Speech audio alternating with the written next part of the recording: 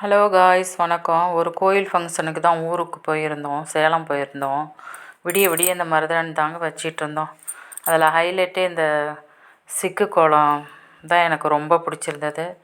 அப்புறம் எல்லாம் ரெடி ஆகிட்டு ஒரு கோயிலுக்கு ஒரு இடத்துல வந்து சேர்ந்தோம். பிறந்த பொண்ணுங்க, பங்காளி வீடுங்க எல்லாத்தையும் பார்த்தா ஒரு ஊரே இருந்ததுங்க. எல்லோரும் ஒரே மாதிரி சேலை, சிவப்பு கலரு, மஞ்சள் கலர் புடவை, சிவப்பு கலர் கரை வச்சு எல்லோரும் சொல்லி வச்ச மாதிரி ஆர்டர் போட்டு வாங்கின மாதிரியே எல்லோரும் ஒரே மாதிரி கட்டியிருந்தாங்க. பார்க்கறதுக்கு அப்படி ஒரு கண்கொள்ளா காட்சியாக இருந்துச்சு. அவங்கவுங்க பூஜை கொடையெல்லாம் அவங்களுக்கு பிடித்த மாதிரி எல்லாம் அலங்காரம் படுத்தியிருந்தாங்க. அதுவும் ரொம்பவே நல்லா இருந்தது. அப்புறம் நாத்தனாருங்க, அண்ணிங்க எல்லாம் காசு சேரீயில் குத்தி விடுவோம்ல, அது பண்ணிகிட்டு இருந்தாங்க. அப்புறம் கோயிலுக்கு வந்து சேர்ந்துட்டு சாமிக்கிட்ட பூஜை போட்டு உத்தரவு வாங்கிட்டு பொங்கல் வைக்க ஆரம்பிச்சிட்டாங்க. அப்புறம் சாமி பொருளெல்லாம் பூசாரிங்க ரெடி பண்ணி கொண்டு வந்தாங்க கோயிலுக்கு.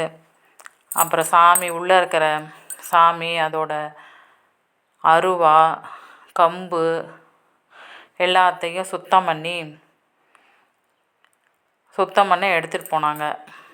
எங்கே எடுத்துகிட்டு போவாங்கன்னா, ஆற்றுக்கு எடுத்துகிட்டு போவாங்க. ஆற்றுல தண்ணி இருந்தால், இல்லைன்னா கிணத்து பக்கம் எடுத்துகிட்டு போயிட்டு சுத்தமாக கழுவிட்டு சாமியை அலங்காரத்தோடு எடுத்துகிட்டு வருவாங்க. அதுக்காக தாங்க எடுத்துகிட்டு போயிருந்தாங்க. எடுத்துகிட்டு கிளம்பிட்டாங்க.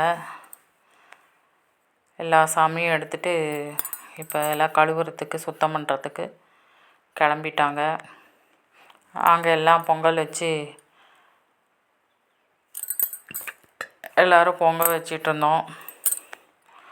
ஆனால் பார்த்தா எல்லோரும் ஒரே மாதிரி பானைங்க ஆர்டர் பண்ணி தான் வாங்கியிருப்பாங்கன்னு நினைக்கிறேன். யாரை பார்த்தாலும் ஒரே மாதிரி, அவங்க குடும்பம் எல்லாருமே ஒரே மாதிரி அழகாக குட்டி பானை பார்க்கும் போதே அழகாக இருந்துச்சு.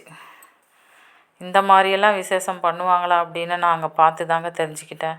இப்படி ஒற்றுமையாக எல்லாம் ஒன்று கூடி எல்லோரும் ஒரே மாதிரி புடவை, ஒரே மாதிரி பானை, ஒரே மாதிரி பூஜை கூடை, எல்லாமே ஒரு ஆச்சரியமாக இருந்தது எனக்கு. அப்புறம் எல்லாம் சாமியெல்லாம் ரெடி பண்ணி அப்படியே பக்தியோடு வந்தாங்க கோயிலுக்குள்ளே. கருவறையை 3 சுற்றிட்டு அவங்களுடைய பூஜை ப்ராசஸ்லாம் ஆரம்பித்தாங்க. நாங்களும் பொங்கல்லாம் வச்சு முடிச்சிட்டோம்.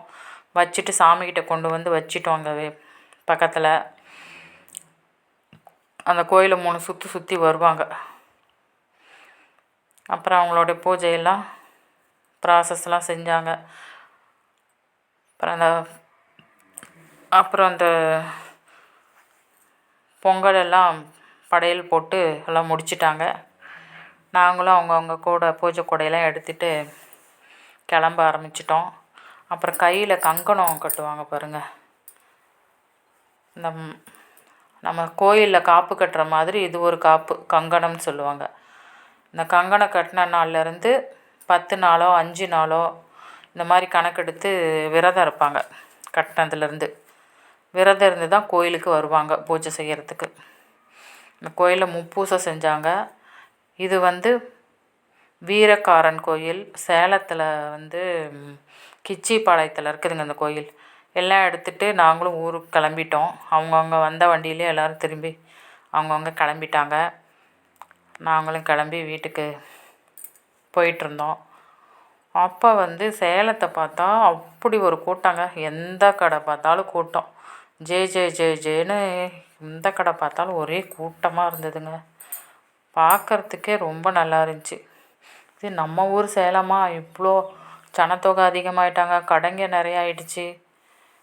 எங்கே பார்த்தாலும் பாருங்கள் கூட்டம். ஜேன்னு தீபாவளி கொண்டாட்டம் மாதிரி தான் இருக்கும் டெய்லியும். பார்க்குறதுக்கே சேலம் பார்க்குறதுக்கு அப்படி ஒரு அழகாக இருந்தது. அன்றைக்கி தாங்க வெளியே பார்த்தேன். இப்போ நாங்களும் வீட்டுக்கு வந்துட்டோம். பிறந்த பொண்ணுங்கள்லாம் ஆரத்தி எடுத்து வீட்டுக்கு அழைச்சிக்கிட்டோம். அப்புறம் என்னங்க, பொங்கல் சோறு இருக்குது, கோழி குழம்பு வச்சு சாப்பிட வேண்டியதான். வாங்க சாப்பிட்லாம்.